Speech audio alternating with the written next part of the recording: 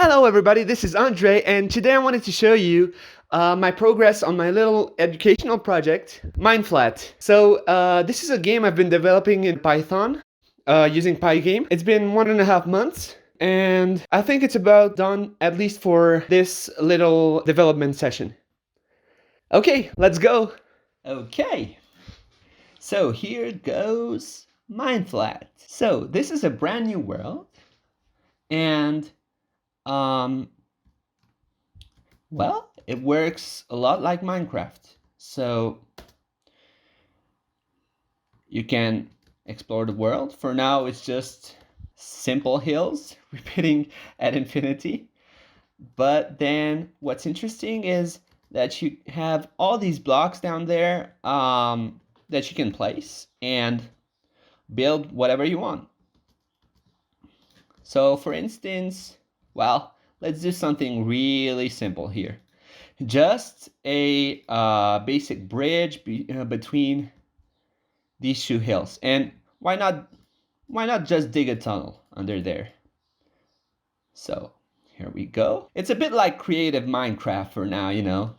Like there aren't any tools. Well, the blocks break instantly. I haven't programmed the sneak mode in for now, so this is a little bit tedious, I have to say. Okay, a little lighting glitch here. The lighting isn't perfect yet, but I think it's pretty neat already. So what I want to show you there is that blocks are a little bit transparent, so they let light through, and you have to at least place 3 layers of blocks before the light gets completely blocked.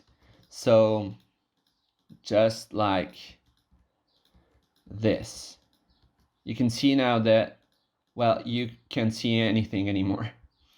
So what else? Well, you have all of these blocks. So let's build ourselves a little house there, just like that. Oh, yeah, I mean, it's 2D, so, you know, once you've placed a wall, well, there's no way to get around that. You just have to basically break it to go all the way around. Well, I thought about programming in like layers. Well, you'd have, for instance, 2 layers, like the foreground layer and background layer, so that you would have your, for instance, trees and stuff on a background layer, but you can still go in front of them. But then, I don't know, it would be a little more difficult to program, and I feel like I've spent enough time on this project. So here's our little house. What else can we do? Well, let's try to build a tree just to have some fun here.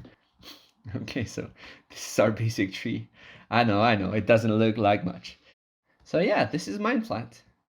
I thought what we could do is look at a little bit of the code for those that are interested. Because, like I said, this project is mostly for code enthusiasts, let's put it this way. And you can find the whole source code on my GitHub page right here. I'll put the link in the description. So you can clone it and do whatever you like with this. And if you do something cool, well, I would love it if you did a pull request. So maybe, who knows, maybe this can go somewhere. Okay, so let's dive a little bit inside the code and see what we got inside this project. So the main entry point is this file here, mineflat.py. This is what is going to be run when you execute the game.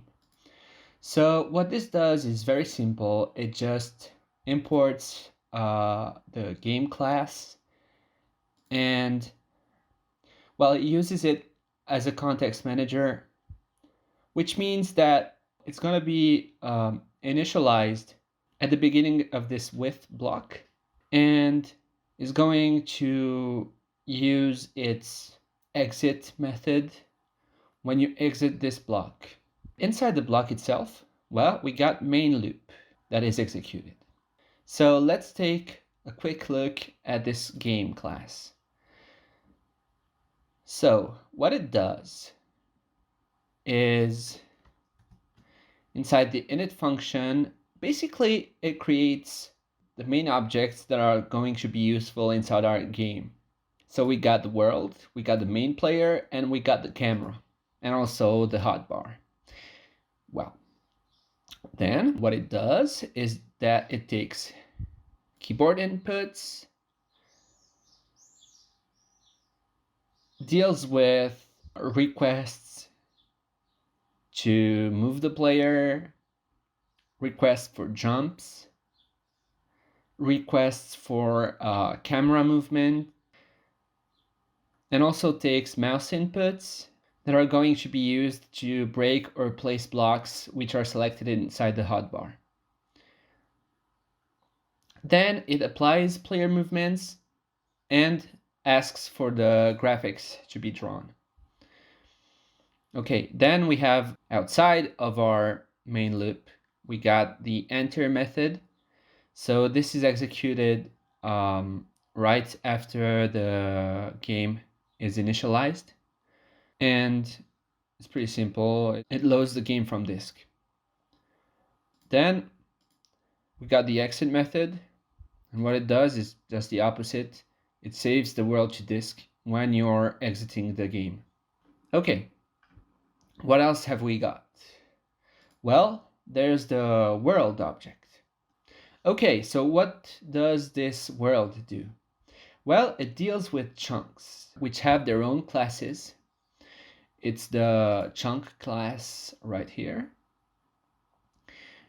And, well, it's going to basically manage the chunks. So it's going to ask for them to be generated, for them to be drawn. And it's going to react according to the camera position. So basically, it's aware of what the player can see at any moment and only draws and generates this part of the world. The most interesting method, if you want to look into it, is this draw and tick. Because if we take a look here, you're going to see that a lot of other methods are called from here. And those do everything that's needed for the world to get drawn. Then we also have the request break block, request place block. Well, pretty self-explanatory. Let's take a look at the player class now. This handles, well, everything related to the player. So here we can request movements. Those methods are going to be called directly from the game class when the player pushes some controls. We're going to apply these movements and also apply the gravity and deal with world collisions here. And then we have save and load, which are going to be used to save the player location and orientation and stuff related to the player to disk when the game is opened or closed. And then we get the camera object. What's important about it is its position, it's basically its size, and its screen. And the screen is pretty much what we're going to see on our screen. What do we have here? We have the draw methods. So we got draw world here, draw player, draw block selector, draw hotbar. Then this is for camera movements and zoom. Request move is pretty much going to be called by the game class, and it's going to use the player position to tell the camera how it should move, to follow the player basically. Then we got requests for zoom, because you can zoom in and out. I haven't shown this in this video. And applied movements, a little bit like with the player. Well, I think we are also going to take a look at the chunk class, because some important stuff happens here, especially some stuff that I've worked a lot on. Yeah. So this chunk class, well, what is a chunk? So a chunk is an 8x8 block subdivision of the world. And it's at this level that we request for blocks to be generated and populate this world. And also it's at this level that the actual pixels are drawn per chunk. So this is where the world gets updated whenever you break a block, place a block, also when the lighting has to change, so when you remove or place blocks. And also we've got the collect data method that is used to collect everything that's needed for the chunk to be saved to disk. Well, this was the high level of how this project works.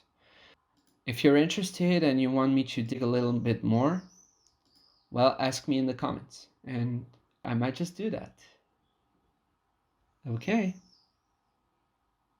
Well, thank you guys a lot for watching my little video. It's been a pleasure to have you over on my channel. And well, if you're interested to learn more about this little project of mine, or if you want to contribute or just get in touch, whatever, I'm in the comments. I'm going to read all of them. And well, that's been it.